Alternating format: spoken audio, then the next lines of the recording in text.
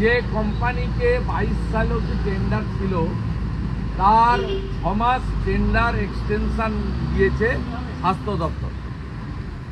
এটাও একটা ক্ষমার অযোগ্য ত্রুটি এবং এর পিছনে অর্থ আছে, এটা আমি দাবি করি। এবং যদি ইডি এই কেসটা নেয়, মানি লন্ডারিং প্রমাণিত হবে।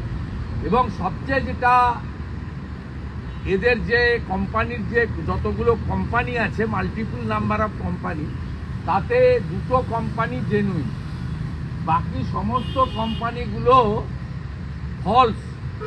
এই কোম্পানিগুলো, ফলস কোম্পানিগুলোকে টেন্ডারে সাপোর্টিং হিসেবে দেওয়া হতো।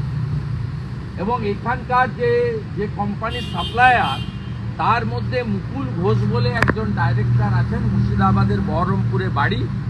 তিনি পলিটিক্যালি শাসক দলের ঘনিষ্ঠ। তিনি কলকাতায় এসে এই সেটিং এবং management, handover of the card money, percentage, এবং কিভাবে আরএফপি হবে, কিভাবে টেন্ডার হবে, কিভাবে সাপোর্টিং ডকুমেন্টস দেব, কিভাবে অন্য কোম্পানিকে ঢুকতে দেব না, এগুলো সব করেছেন।